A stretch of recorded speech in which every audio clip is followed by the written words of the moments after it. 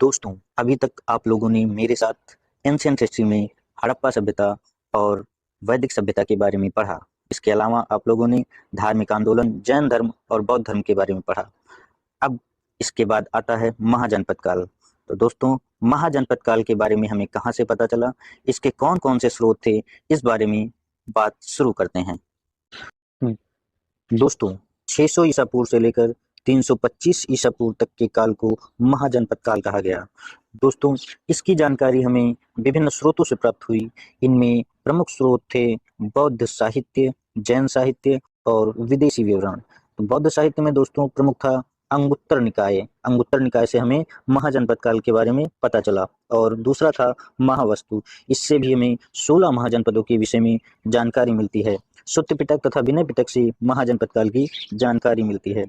दोस्तों, दूसरा था जैन साहित्य। जैन साहित्य के भगवती सूत्र से 16 महाजनपदों की सूचना मिलती है। इसके अलावा दोस्तों था विदेशी विवरण। विदेशी विवरण में निरियाकस, जस्टिन, प्लूटार्क, कार्टियस, आस्ट्रोबुलस व आनेसिक्रिटस आदि विदेशी नागरिकों की रचनाओं से भी महाजनपद काल के बारे में जानकारी मिलती है।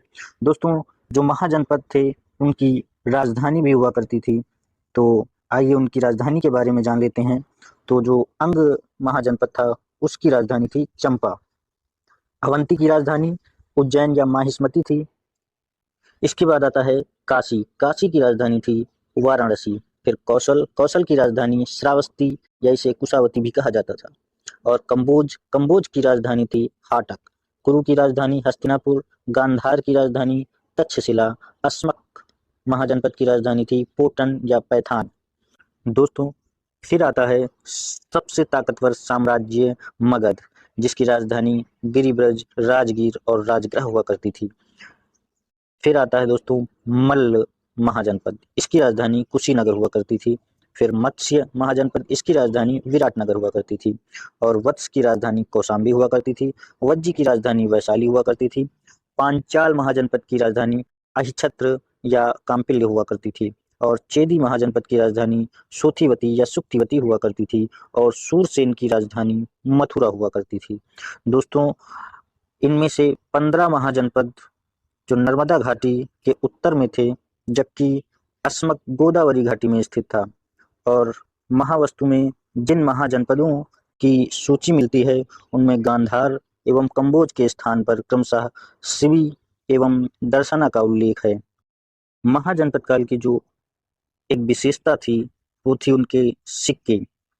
उन सिक्कों को आहत सिक्के कहा जाता था या पंचमार्क सिक्का कहा जाता था। दोस्तों, महाजनपद काल में लोग उत्तरी काले मृदभांडों का प्रयोग किया करते थे। दोस्तों, मृदभांड अर्थात जो मटके थे वो काले रंग में हुआ करते थे। महाजनपद काल में काले रंग के मटकों का प्रयोग किया जाता था। दोस्तों, अब बात आती है महाजनपदों की विशेषताओं के बारे में। तो दोस्तों, आइए पहले महाजनपद अंग की विशेषता के बारे में जान लेते हैं। अंग की राजधानी चंपा थी और इसका प्राचीन नाम मालिनी था। दोस्तों, अंग का जो क्षेत्र व विस्तार था वो आधुनिक भागलपुर व मुंगेर तक फैला हुआ था। दोस्तों, इसके प्रमुख नगर चंपा, अश्वपुर और भद्रिका थे। अंग राज्य के जो शासक थे वो ब्रह्मदत्त थे। बिंबिसार के समय यहाँ का शासक ब्रह्मदत्त हुआ करता था। ब्रह्मदत्त को मगध के शासक बिंबिसार ने पराजित कर दिया और अंग को मगध में मिला लिया था। इसके बाद दोस्तों जो दूसरा महाजनपद आता है अवंती, इसकी विशेषता जान लेते हैं। अवंती की राजधानी उज्जैन या माहिष्मति थी। उज्जैन जिले से लेकर नर्मदा नदी तक यानी पूरे मध्य प्रदेश में अवंती साम्राज्य फैला हुआ था। अवंती के शासक जो थे वो चंड प्रद्योत थे। महावीर स्वामी और गौतम बुद्ध के समकालीन यहाँ के शासक चंड प्रद्योत हुआ करते थे। अवंती के जो प्रमुख नगर हैं वो हैं कुरारगढ़, मक्करगढ़ और सुदर्शनपुर। दोस्तों, पुराणों के अनुसार अवंती के संस्थापक है वंश के लोग थे। बिंबिसार ने वैद्य जीवक को चंड प्रद्योत के उपचार के लिए भेजा था। दोस्तों, लोहे की खान होने के कारण जो अवंती साम्राज्य था ये बहुत ही शक्तिशाली महाजनपद हुआ करता था।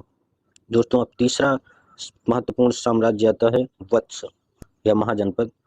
महाजनपद वत्स की राजधानी कौशाम्बी थी, जो वर्तमान में इलाहाबाद और बांदा जिले तक ये साम्राज्य फैला हुआ था। और इसका जो क्षेत्र था वो इलाहाबाद एवं मिर्जापुर जिले उत्तर प्रदेश तक फैला था। इसके शासक गौतम बुद्ध एवं बिंबिसार के समकालीन उदयन हुआ करते थे। उदयन जो थे वो वत्स के शासक थे और ये गौतम बुद्ध और बिंबिसार के समकालीन थे। उदयन के साथ चंड प्रद्योत एवं अजातशत्रु का संघर्ष रहा है और चंड प्रद्योत ने अपनी पुत्री वासदत्ता का विवाह उदयन से किया था। गौतम बुद्ध के शिष्य पिंडोल ने उदयन को बौद्ध धर्म की दीक्षा दी। कालांतर में अवंती ने वत्स पर अधिकार किया और अंतिम रूप से शिशुनाग ने वत्स को मगध में मिला लिया। दोस्तों, फिर आता है चौथा महाजनपद जिसका नाम है अस्मक। अस्मक की राजधानी पोटन थी। इसका प्राचीन नाम प्रतिष्ठानपुर था। अस्मक का क्षेत्र नर्मदा एवं गोदावरी नदियों के मध्य का भाग था। अस्मक की स्थापना इक्ष्वाकु वंश के शासक मूलक के द्वारा की गई थी। यह एकमात्र महाजनपद था जो दक्षिण भारत में स्थित था। बाकी सभी महाजनपद उत्तर भारत में स्थित थे। जातक के अनुसार यहाँ के शासक प्रवर अरुण ने कलिंग पर विजय प्राप्त की थी, अपने साम्राज्य में मिलाया था। कालांतर में अवंती के ने अस्मक राज्य पर विजय प्राप्त की। अब आता है पांचवा साम्राज्य या पांचवा महाजनपद जिसकी राजधानी बनारस थी और महाजनपद का नाम काशी था। इसका क्षेत्र जो था वो वाराणसी के समीपवर्ती क्षेत्र हुआ करते थे और इसकी स्थापना काशी का संस्थापक द्रिवोदास माना जाता है। काशी का शासक अजातशत्रु था। अजातशत्रु के समय में ही काशी मगध का हिस्सा बना था। काशी का सर्वप्रथम उल्लेख अथर्ववेद में मिलता है। जातक के अनुसार राजा दशरथ एवं राम काशी के राजा थे। काशी वरुणा व अस्सी नदियों के किनारे बसा हुआ था। काशी सूत्री वस्त्र एवं अश्व व्यापार के लिए प्रसिद्ध था। कौशल, छठवां जो महाजनपद है वो है कौशल। कौशल की राजधानी श्रावस्ती, कुशावती या अयोध्या थी। क्षेत्र जो था वो आधुनिक अवध अर्थात फैजाबाद, गोंडा, बहराइच का क्षेत्र था। सरयू नदी के किनारे जो भी जिले हैं फैजाबाद मंडल के वो सभी कौशल प्रदेश के क्षेत्र हुआ करते थे। दोस्तों, इसके शासक की बात आती है तो बुद्ध के समकालीन यहाँ के शासक प्रसेनजीत थे और महाकाव्य काल में इसकी राजधानी अयोध्या थी।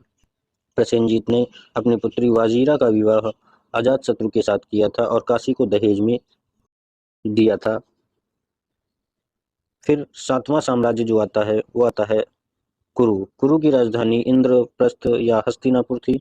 बुद्ध के समकालीन यहाँ के शासक कौरण था। इसका उल्लेख महाभारत एवं अष्टाध्यायी में मिलता है। कुरु महाजनपद के अंदर मेरठ, दिल्ली, थानेश्वर का क्षेत्र आता है।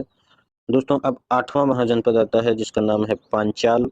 पांचाल की राजधानी थी अहिछत्र एवं काम्पिल्य। पांचाल का शासक चोलामी ब्रह्मदत्त था। पांचाल महाजनपद के अंदर बरेली, बदायूं, फर्रुखाबाद आदि क्षेत्र शामिल थे।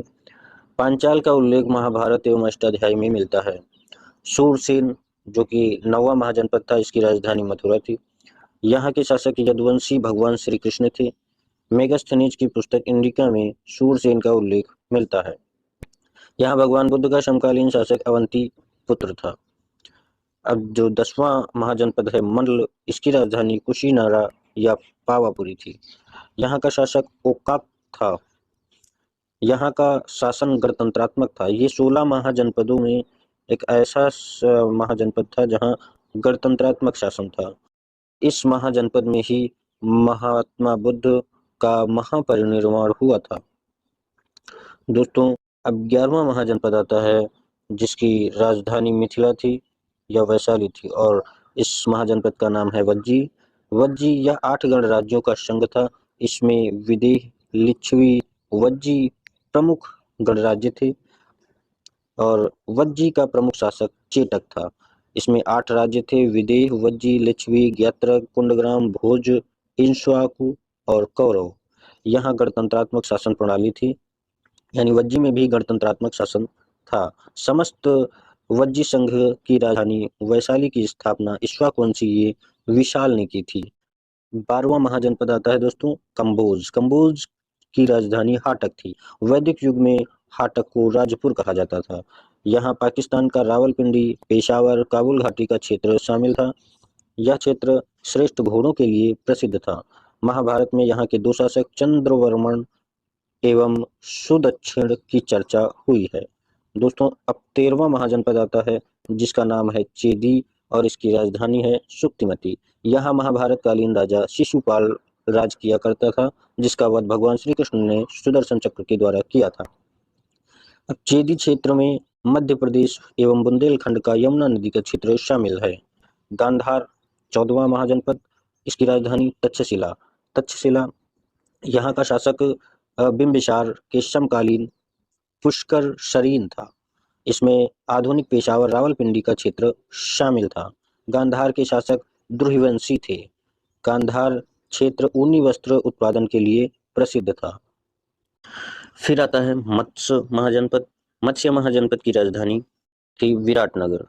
विराटनगर, इसमें राजस्थान के अलवरपुर, जयपुर व भरतपुर का क्षेत्र शामिल था। मनुस्मृति में मत्स्य को कुरुक्षेत्र, पांचाल एवं सूरसेन को हड़ मुनियों का अधिवास ब्रह्म ऋषि देश कहा गया। दोस्तों, 16वां महाजनपद जो हुआ मगध। मगध की राजधानी गिरिब्रज थी, राजगीर या राजगृह थी।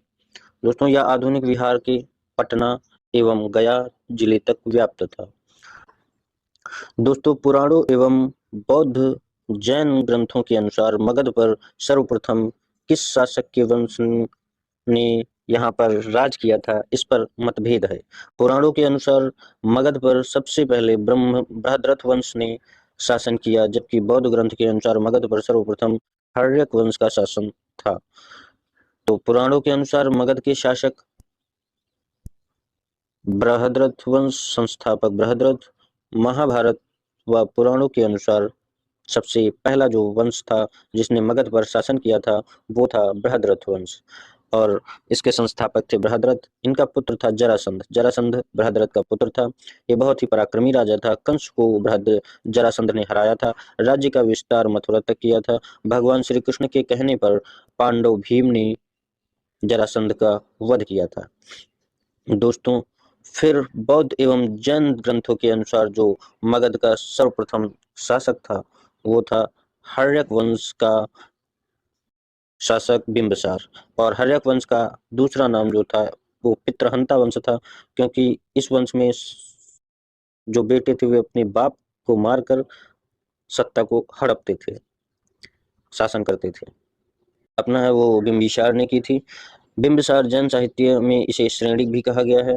बिंबिसार ने विजयों एवं वैवाहिक संबंधों के द्वारा वंश राज्य क्षेत्र का विस्तार किया। बिंबिसार ने प्रथम विवाह लिच्छवी गणराज्य के शासक चेटक की बहन चेलना से की। दूसरा विवाह जो था ये कौशल नरेश प्रसेनजीत की बहन महाकौशला से किया। फिर जो तीसरा विवाह किया ये मध्य प्रदेश जो कि आधुनिक पंजाब है उसकी राजकुमारी क्षेमा से किया। यानी इसने अपने साम्राज्य को विस्तार करने के लिए बहुत ही अच्छी रणनीति अपनाई विवाह करने की। विवाह करता गया, क्षेत्र बढ़ता गया, और जो युद्ध करके इसने अपने साम्राज्य में मिलाया वो सिर्फ एक महाजनपद था, वो था अंग।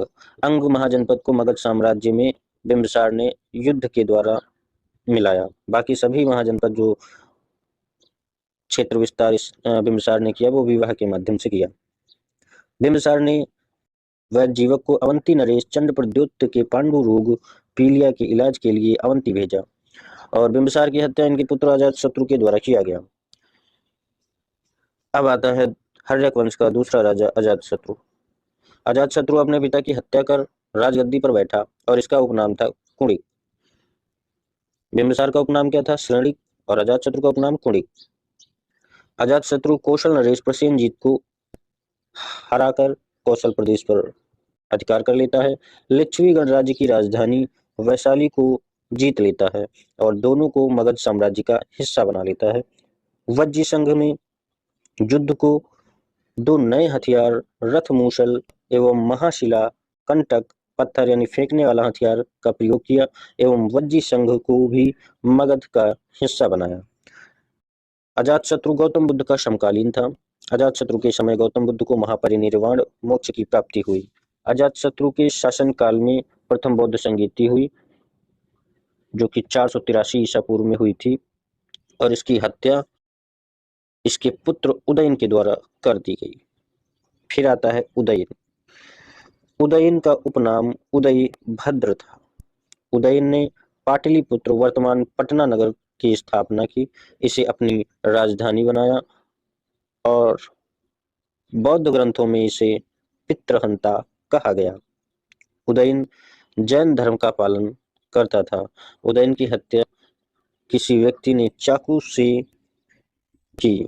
इसके बाद कुछ समय इसके पुत्रों का शासन चला, किंतु शीघ्र ही जनता के एक योग्य अमात्य शिशुनाग को अपना राजा चुना गया जनता द्वारा। मगध में शिशुनाग वंश की स्थापना हुई। फिर आता है शिशुनाग वंश। शिशुनाग वंश की स्थापना शिशुनाग ने की थी। शिशुनाग 412 शिशुनाग वंश जो है, शिशुनाग वंश 412 ईसा पूर्व से 394 ईसा पूर्व तक चला। इसका सबसे मुख्य कार्य अवंती राज्य को जीतकर मगध में मिलाना था। शिशुनाग ने राजधानी पाटलिपुत्र से वैशाली में स्थानांतरित किया। फिर शिशुनाग का पुत्र आया कालाशोक। इसका जो शासनकाल था ये 394 ईसा पूर्व से 366 ईसा पूर्व तक चला और इसका उपनाम था काकवर्ण। कालाशोक ने राजधानी पुनः पाटलिपुत्र से स्थानांतरित कर दी। कालाशोक के शासनकाल में द्वितीय बौद्ध संगीति का आयोजन हुआ, जो कि वैशाली में हुई और कब हुई? 383 ईसा पूर्व में हुई। हर्षचरितानुसार महापद्मनंद ने कालाशोक की हत्या कर दी और नंदीवर्धन महानंदिन शिशुनाग वंश का अंतिम शासक था। नंदवंश की स्थापना होती है। शिशुनाग वंश के अंतिम शासक महानंदिन की हत्या महापद्मनंद ने कर दी और नंदवंश की नींव डाली। महापद्मनंद जो था ये बौद्ध ग्रंथ महाबोधि वंश में उग्रसेन, पुराणों में सर्वछत्रांतक तथा एक राट कहा गया। इनके जो अन्य नाम थे वो अभी हमने बताए ही आपसे, उग्रसेन, सर्वछत्रात्मक एवं एक राट, ये सब इसके उपनाम थे। जैन ग्रंथों के अनुसार महापद्मनंद नापित पिता वैश्या माता का पुत्र था और पुराणों के अनुसार कली का अंश, सर्वछत्रात्मक, सभी क्षत्रियों का नाश करने वाला, परशुराम का अवतार, अत्यधिक संपत्ति व सेना रखने वाला कहा गया। महापद्मनंद ने पौरव, इक्ष्वाकु, पांचाल, है कलिंग, शूरसेन, मिथिला आदि को मगध साम्राज्य में मिलाया। इसी कारण इसे एक छत्र कहा गया या एक राट कहा गया। ये बहुत ही पराक्रमी राजा था महापद्मनंद। खारवेल के हाथी गुंफा अभिलेख से महापद्मनंद की कलिंग विजय की जानकारी मिलती है। व्याकरणाचार्य पाणिनि महापद्मनंद के मित्र थे। दोस्तों अब आगे बढ़ते हैं, इसके अंतिम शासक, नंदवंश के अंतिम शासक घनानंद के बारे में जान लेते हैं। घनानंद नंदवंश का अंतिम सम्राट था। पश्चिम साहित्य, यूनानी साहित्य में इसे अग्रमीज यानी नाई कहा गया। घनानंद के शासनकाल में सिकंदर ने भारत पर आक्रमण किया था। नंदवंश के शासक जैन मत के पोषक थे। चाणक्य की सहायता से चंद्रगुप्त मौर्य ने घनानंद को मारकर मौर्य वंश की स्थापना की।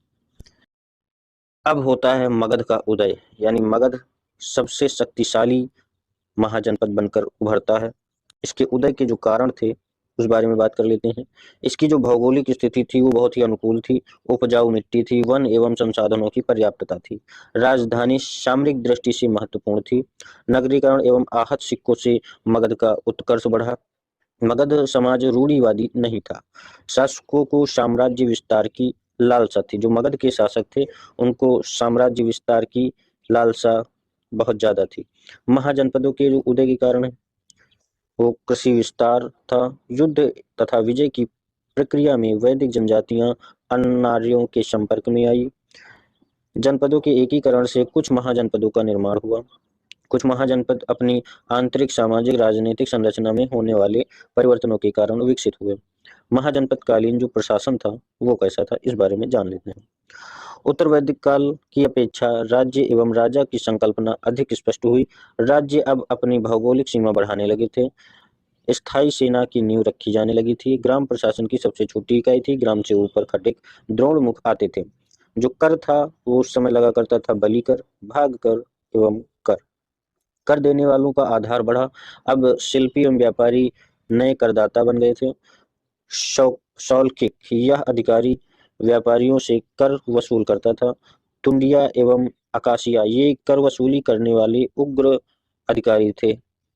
अर्थात जब कोई आसानी से कर नहीं देता था तो ये तुंडिया और अकासिया जाकर हाथ पैर तोड़कर उससे कर वसूल करते थे। इस काल में राजतंत्र मजबूत हुआ तथा स्वतंत्र नौकरशाही एवं स्थायी सेना अब मुख्य विशेषता बन गई। वत्सकार मगध दीर्घ चारण कौशल इस काल के मंत्री हुआ करते थे। ग्रामणी यह ग्राम का प्रशासनिक अधिकारी होता था। इस काल में कानून एवं न्याय की व्यवस्था का जन्म हुआ। इस काल में सभा एवं समिति का महत्व लगभग समाप्त हो गया था। कारण राज्य बड़े बड़े हो गए थे, जातीय संगठन प्रभावी होने लगे थे, सभा एवं समिति का कार्य स्वतंत्र नौकरशाह करने लगे थे। प्रमुख अधिकारी जो थे वो था पहला बलि साधक बलि ग्रहण करने वाला, फिर था शौल्किक शुल्क वसूल करने वाला, फिर था रज्जु ग्राहक जो कि भूमि नापने वाला था, वर्तमान में लेखपाल, और द्रोण मापक ये अनाज की तौल का निरीक्षक था। फिर महाजनपदकालीन अर्थ था। महाजनपद काल की जो अर्थव्यवस्था थी वो नगरों का विकास एवं लोहे का कृषि कार्यों युद्ध अस्त्रों में उपयोग इस काल की महत्वपूर्ण विशेषता है। तैत्तिरीय आरण्यक में प्रथम बार नगरों का उल्लेख महाजनपद काल में हुआ। इस काल में 60 नगरों का उल्लेख मिलता है जिनमें 6 महानगर थे।